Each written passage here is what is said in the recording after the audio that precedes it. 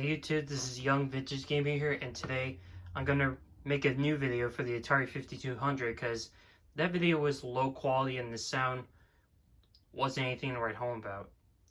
So I'm gonna make a new one in high definition. So today we're gonna review the Atari 5200, one of Atari's worst selling consoles, released in 1982.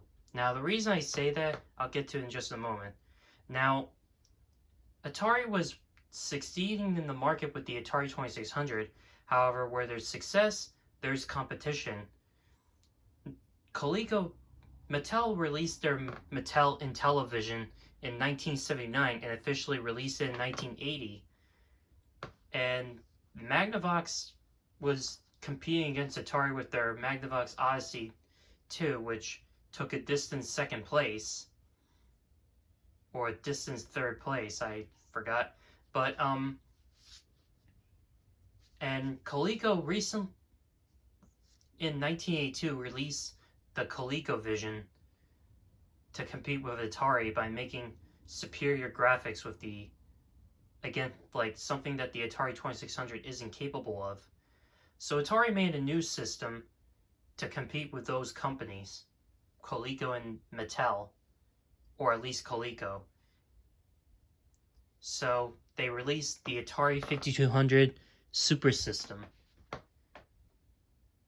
And they made some improvements to and they try to improve on the console by replacing one of those TV game switch things that uses those forks you screw in the back of the TV, which is known as VHF connectors, and replaced with a coaxial automatic switch box. Probably much like the NES sort of, but not really. And believe it or not, much like the RCA Studio 2 that I reviewed earlier, the company thought of an idea like trying to combine both wires into one, where both the AC adapter and the console's video cord plugs into the same box that hooks up to your TV. So I don't know what they were thinking about that. I mean, I guess they thought it would be more convenient to have less wires running across the floor, but they eventually realized they screwed up because later they re-released the system. They simplified and re-released the console with the traditional two separate wires instead of that thing. But they also simplified this version, the newer version, with 2 controller ports instead of 4, I think. Probably because it was expensive, and so far I have yet to find an Atari 5200 game that would actually use all 4 controller ports. But if you do find an Atari 5200 game that uses 4 controller ports for 4-player games, be sure to name the game down in the comments below, because I'm curious to find out, because I'll be interested. Now, this one, unfortunately though, the reason the Atari 5200 didn't sell well is because the controllers, needless to say, are designed awkwardly. Instead of being an 8-digital joystick, it's actually an analog joystick, believe it or not, which is kind of crappy. It's really a bad controller to play arcade games such as Pac-Man or Berserk, which I'll show you those games in just a minute. I mean, there's possibilities that some games that relies on the analog joysticks, and not to mention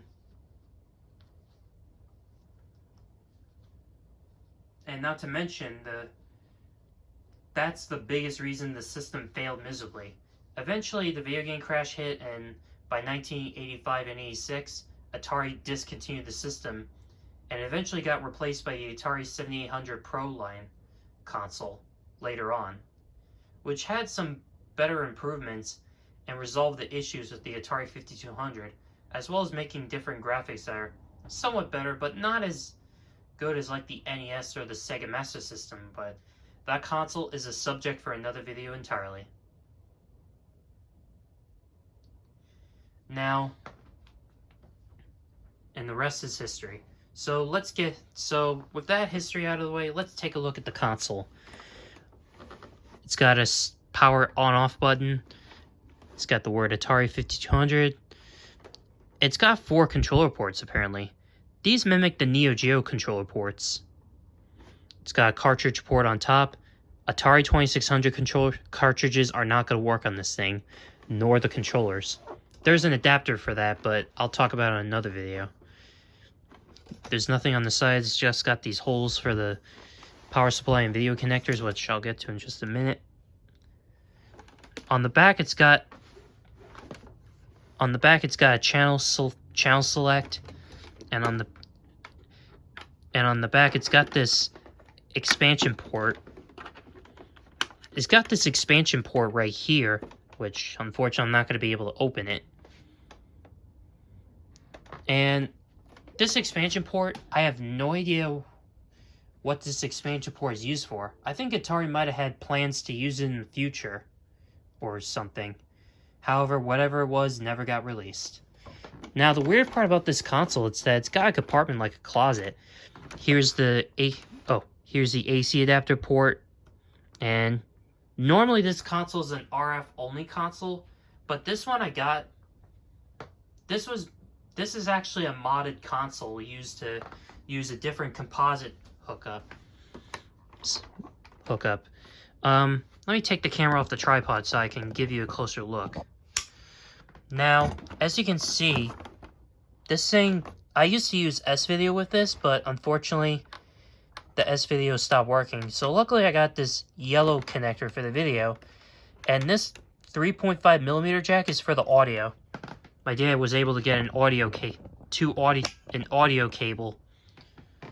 from Staples, so I'm gonna give a big shout out to and thank you to my father for getting the audio cable.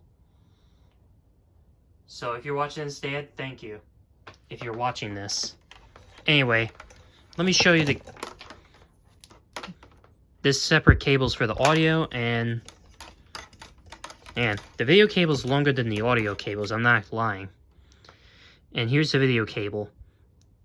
Yeah, for some reason, I tried playing this on my CRT TVs, but for some reason it doesn't work. But believe it or not, when I plug it into an HDMI TV, like those flat screen TVs, and without using HDMI, believe it or not, it actually does work. I don't know why it doesn't work with old school TVs, and it works with newer TVs that are pretty much not in the same time period.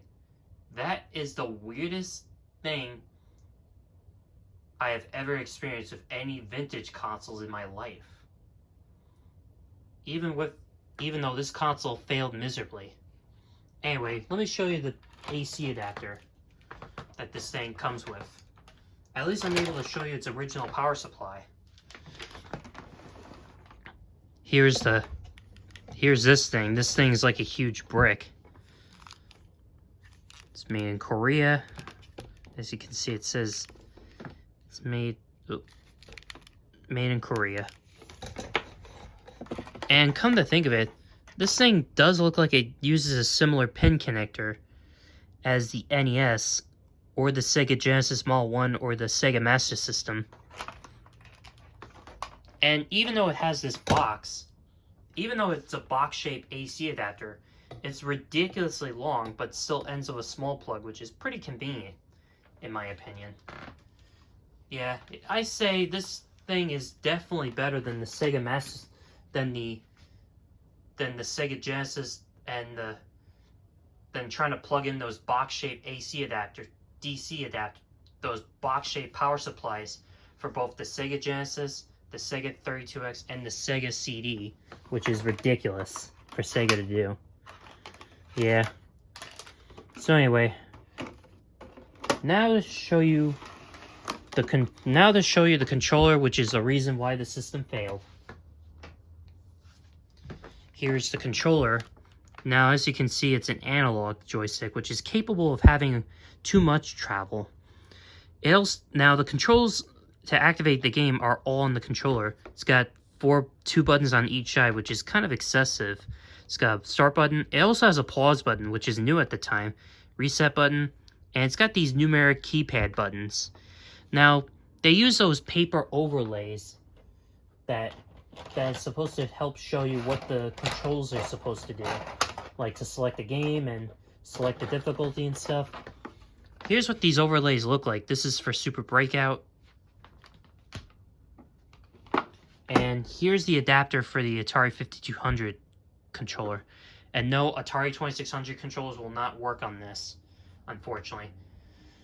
Now to show you the games. I got Super Breakout, Pac-Man, Kaboom from Activision.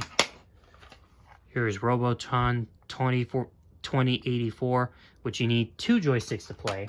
Subject in the video. Real Sports Soccer, Berserk, Ball Blazer, Q-Bird, River Raid, Defender, and I got some 2 reproduction games. This game I grew up with in the arcade at my bowling alley. Sinistar, Tempest. By the way, Tempest was an unfinished game, but they re-released it as a reproduction game. Star Wars the arcade game. Yes, it's the original game. I tested it and it plays the same. It's just in a different cartridge. Subject for another video entirely. Miss Pac-Man. Although Miss Pac-Man was the first game I got when I first got the system. Real Sports Baseball.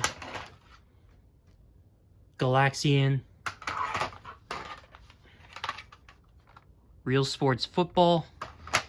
And Space Invaders. Now, Space Invaders...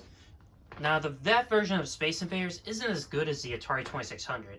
I guess the console's too advanced for that. I don't know why. It's just not as good as the original.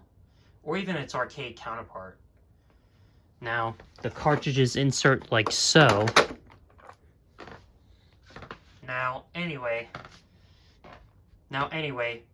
Atari also... I forgot to mention, Atari used the same graphics chips as their Atari 8-bit line of computers, such as the Atari 400 and 800. So it uses the same guts as those Atari computers that Atari made during that time period. Probably just to help market the same for the video game industry, as well as the computer industry. So anyway, those are the games I have, but there were a bunch more, but these are all the games I have, so that's all I'm showing you for now. But don't worry, as soon as I get those games, I'll review the games I have not yet received, at least at the time this video is recorded. Now, in conclusion, I don't know if I would recommend this console unless you really want to play this. If you're going to play it, I recommend finding alternative controllers or reproduction controllers, because those analog joysticks, they suck. I would only play those joysticks if there's games that relies on them. The trackball controller is a subject for another video, but this thing is massive, man. This thing makes the original Xbox One look like a Game Boy Micro compared to what this thing is. It's like huge, like an old VCR or DVD player. Alright, so anyway, subscribe for more videos like this, and be sure to hit a like if you still like the games it has to offer, or if you agree with everything I say, and be sure to comment down below what is your favorite Atari game, and be sure to hit the notification bell, and yeah, I'll see you in the next video. This is me, signing off.